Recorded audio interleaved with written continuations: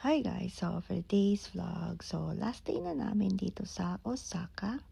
So ayan, ready na ako para mag-breakfast dahil meron pa kami isang breakfast bago kami umalis dito sa Osaka. So tara guys, kain muna tayo bago mag-check out. So ayan, ito yung hallway ng hotel. Hindi ko kasi guys na video nung last time dahil nga madalian tayo.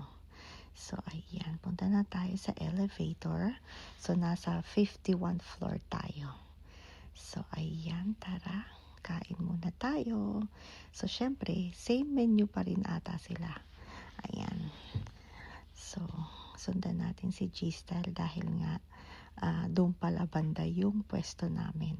Bali actually 9:30 na ng umaga to dahil yung breakfast nila hanggang 10 AM. So madalian na naman tayo guys nito.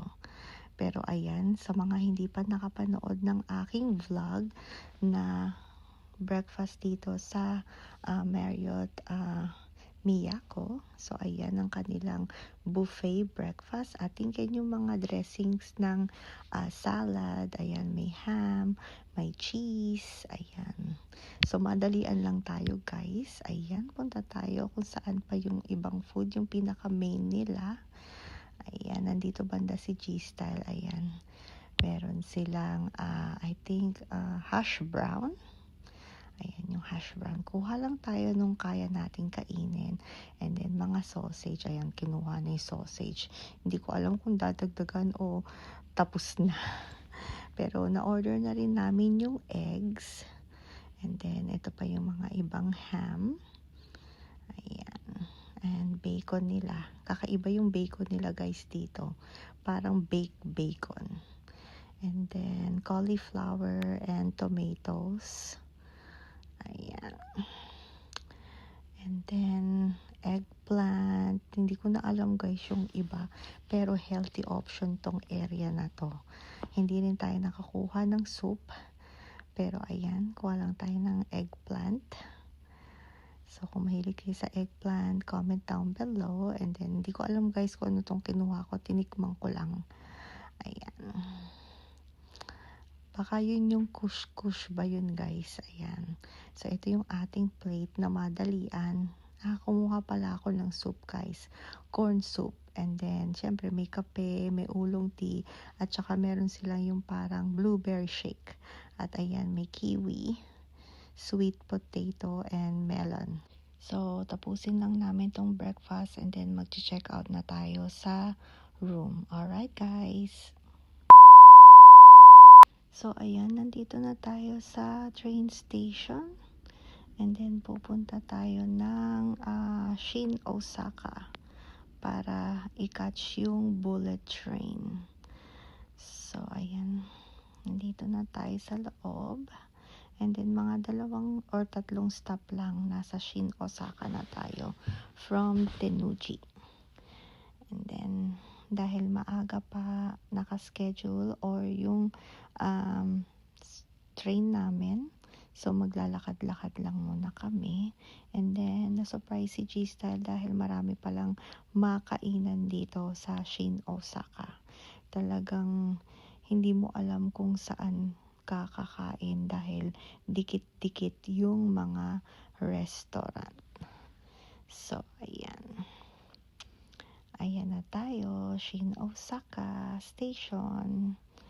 And then, tingin-tingin, dahil busog pa kami, kaya hindi muna kami kakain. And then, tinry kong bumili nung pinaka-popular nilang siopaw or bun nila, yung 5-5 something. 551 ba yun guys? Ayun, dahil sobrang haba ng pila, kahit na 1 hour kami bago pa yung aming schedule na Shinkansen, hindi rin talaga ako aabot. Parang papagurin ko lang yung sarili ko and then hindi rin naman ako makakabili. And then tapos, ayun nga, hindi pa ako nakagala. Ayan, katulad niyan, may mga nakikita tayong kung ano-ano.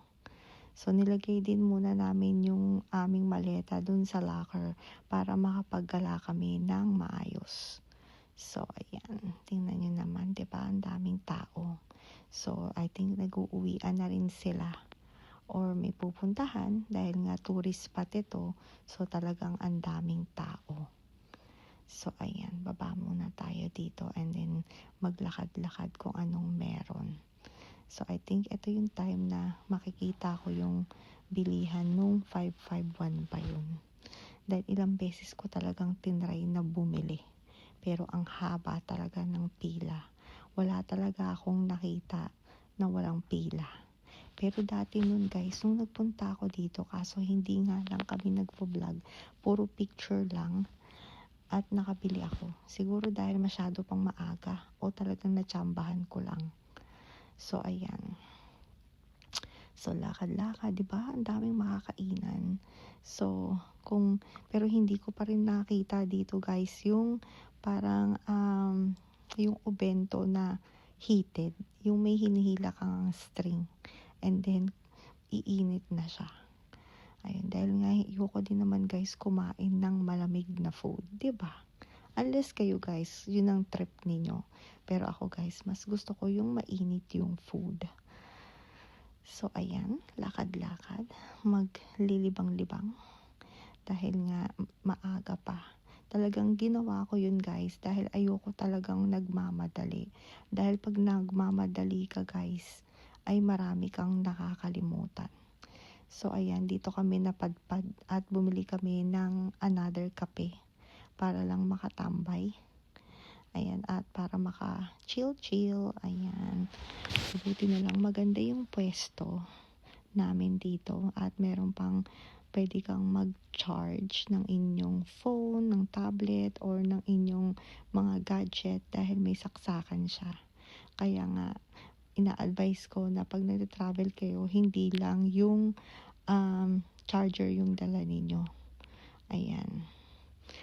So, kailangan dala rin nyo yung cord. Ayan. So, ayan tayo. Akit na tayo at ika-catch na natin yung Shinkansen. Ayan, merong nakatambay na bullet train dito pero hindi sa atin yan. Ayan, masyado pang maaga. So, nakatambay lang siya dyan. I think nag-aantay ng pasahero. Pero hindi pa yan sa atin. So may mga Shinkansen talaga na ganyan na tumatambay at meron lang yung kukuha lang ng pasahero saglit ng madalian and then lalayas na. Pero ito hindi ko alam kung ano to. Yan. I think papunta, hindi ko mabasa guys kung saan eh. So ayan, finally umalis na siya. Kaya nga guys, pag nandito kayo, madalian.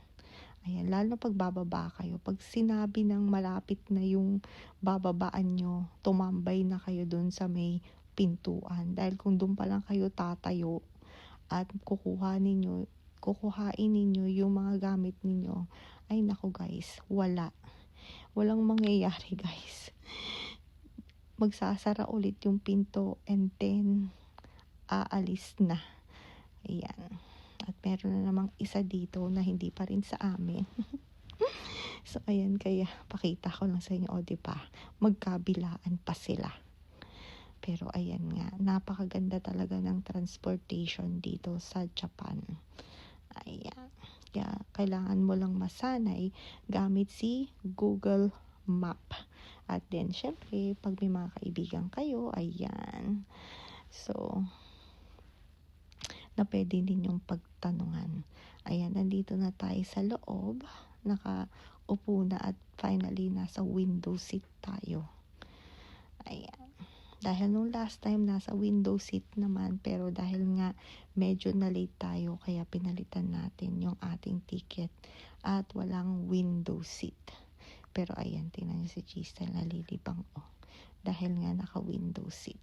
So ayan guys. And then, ayan, dumaan kami dito sa aming paboritong Ginza Lion. Dito sa Yokohama, bago kami umuwi.